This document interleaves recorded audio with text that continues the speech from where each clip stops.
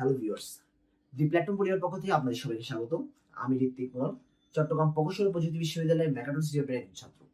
আমি আজকে যে ক্লাসটা নেব সেটা হচ্ছে তড়িৎ প্রাবল্যের গাণিতিক কিছু এক্সাম্পল উপর। বিগত ক্লাসে আমি তড়িৎ প্রাবল্য এবং তড়িৎ ক্ষেত্রের থিওরি ক্লাসটা নিয়েছিলাম।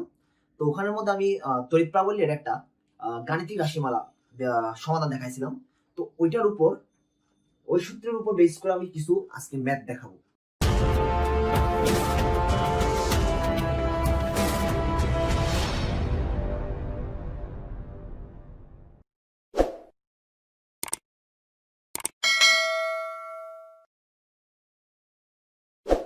তো আমরা তড়িৎ প্রাবল্যের আসলে শুরু করি।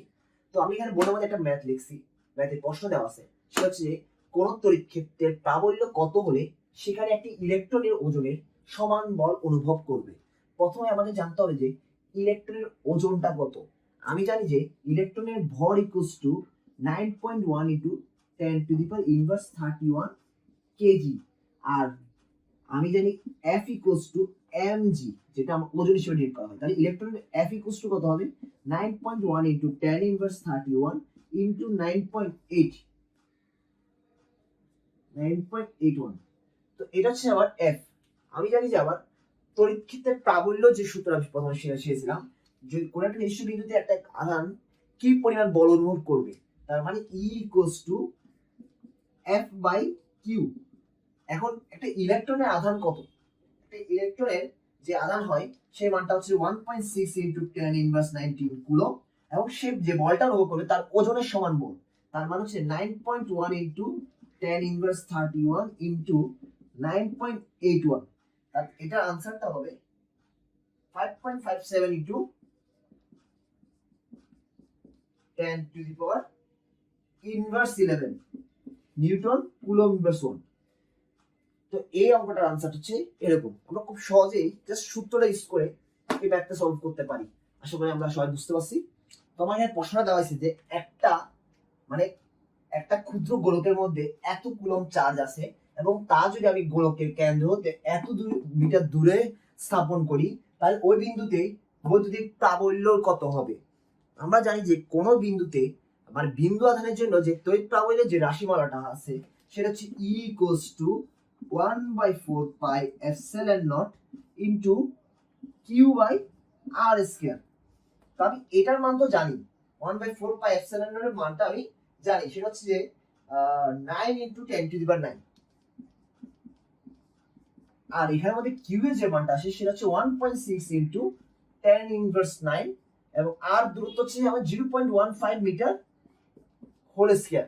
তো এটার যে ক্যালকুলেশন করে আসে সেটা হচ্ছে যে 640 নিউটন কুলম্ব ইনভার্স 1।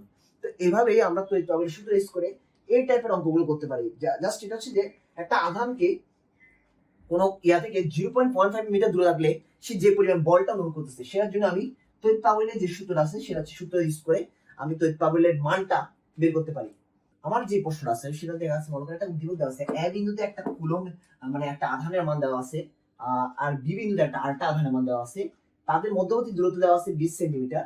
আমাকে প্রশ্ন করা হলো যে তাদের মধ্যবর্তী মধ্যবিন্দুতে যে তড়িৎ প্রাবল্যটা হবে সেটার মান কত। তো আমি যদি ধরি এই এ বি এর মধ্যবিন্দু হচ্ছে যে পি বিন্দুটা, তাহলে তাদের মধ্যবর্তী দূরত্বটা এটা বড়, এটা 10 সেন্টিমিটার হবে, এবং এটাও 10 সেন্টিমিটার হবে।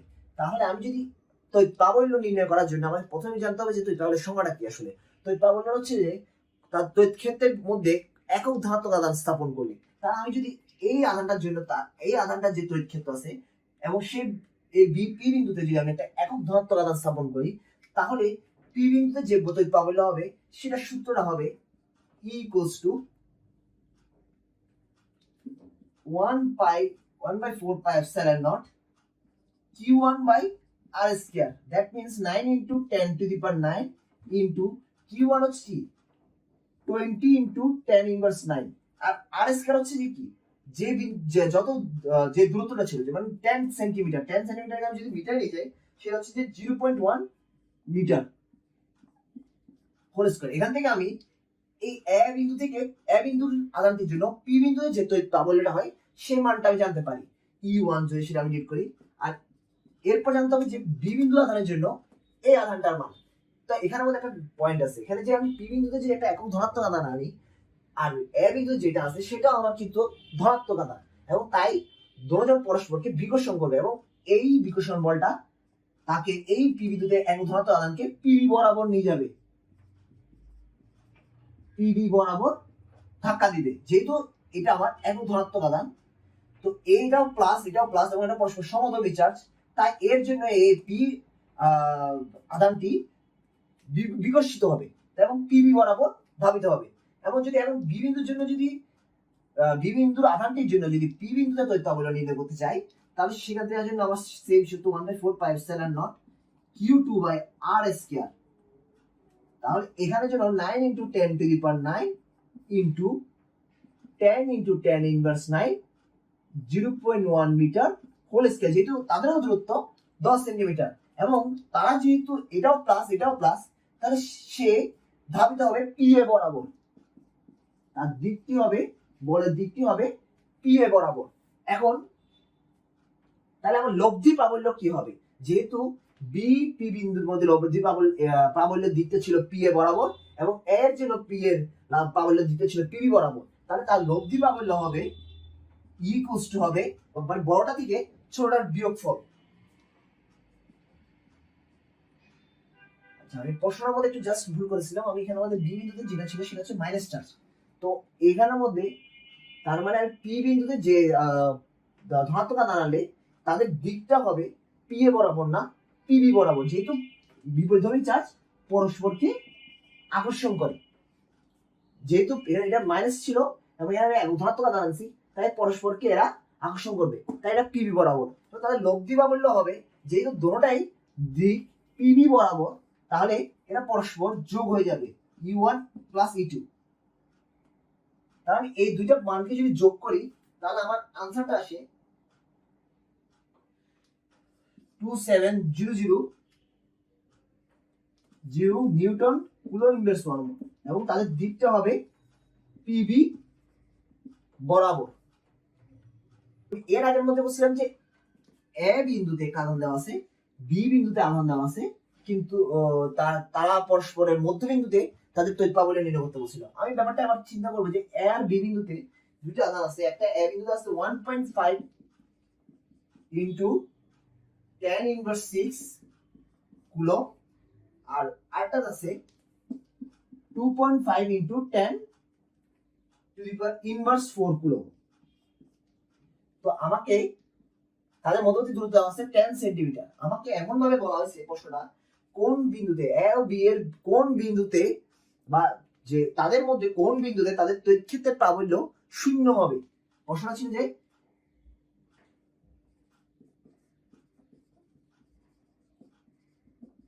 তাদের তড়িৎ ক্ষেত্রের কোন বিন্দুতে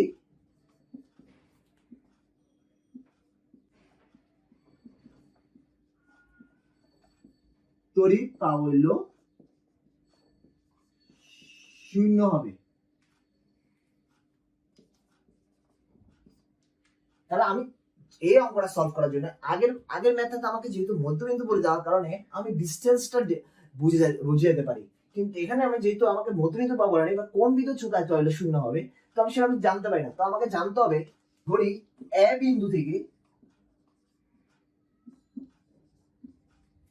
x মিটার দূরত্বে তাদের প্রাবল্য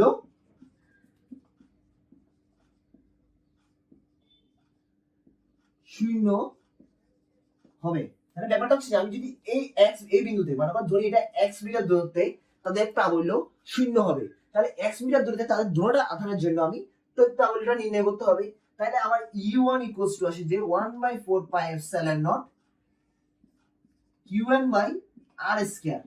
তাহলে এটা আসে যে 9 × 10⁹ আর Q1 এর মান হচ্ছে যে 1.5 × 10⁻⁻6 আর যে দূরত্বটা হবে সেটা হচ্ছে x²। কিন্তু তাদের দিকটা কি হবে? যেহেতু এখানে আমি একটা প্লাস আধান আনতেছি, একক ধনাত্মক আধান আনতেছি, তাহলে দুটোটা যদি সমধর্মী চার্জ পাইছে তার দিকটা হবে এই বরাবর।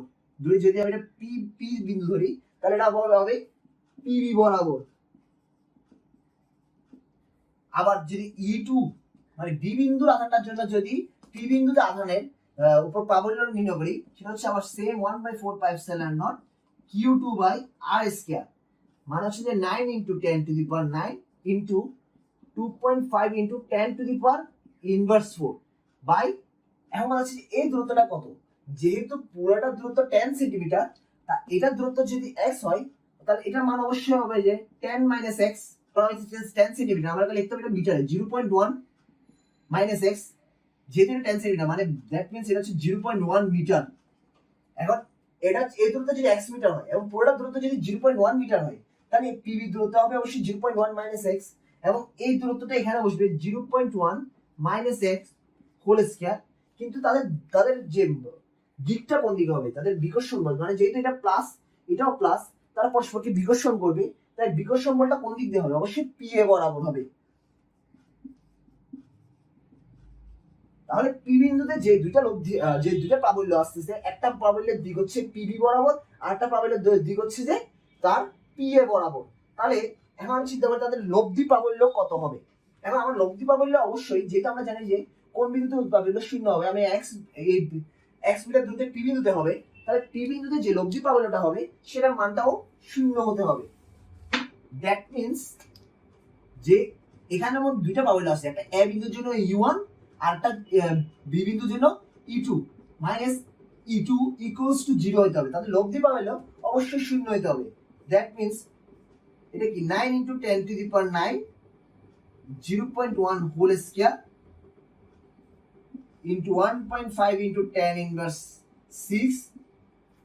minus 9 × 10⁹ 2.5 × 10⁻⁴ 0.1 minus x whole square equals to 0 হতে হবে।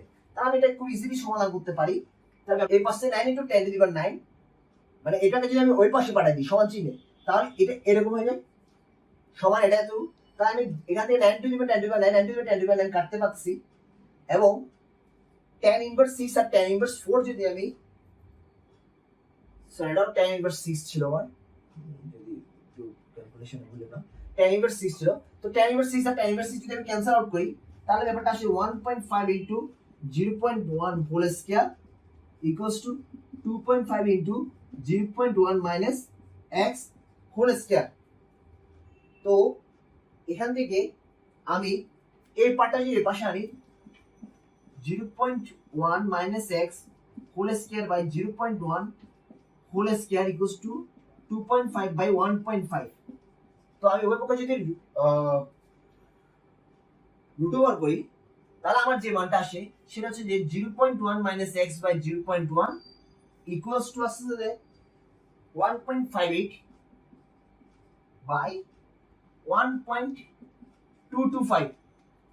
তো এখান থেকে আমি x এর মানটা যদি বের করি, তাহলে x এর মান আসে যে 0.0437 মিটার, জাস্ট কোণাকুণি গুণ করে x এর মানটা বের করলেই হচ্ছে। তো এটা মানে হচ্ছে যে 4.37 সেন্টিমিটার। তার মানে আমি বলতে পারি যে এ বিন্দু থেকে 4.3 সেন্টিমিটার দূরত্বে তাদের তড়িৎ প্রাবল্যের মান শূন্য হবে। তো এভাবে আমরা কোন বিন্দুতে তড়িৎ প্রাবল্যের মান শূন্য হবে, এগুলো এইসব টাইপের ম্যাথগুলো তড়িৎ প্রাবল্যের এই সূত্র ইউজ করে অঙ্কগুলো সলভ করতে পারি। আশা করি তোমরা আজকে ক্লাসটা বুঝছো। আর যদি কোনো জায়গার মধ্যে যদি তোমার সমস্যা হয় বা বুঝতে না পারো, তাহলে অবশ্যই কমেন্ট বক্সে জানাবা, আর আমি চেষ্টা করবো সমাধান করতে।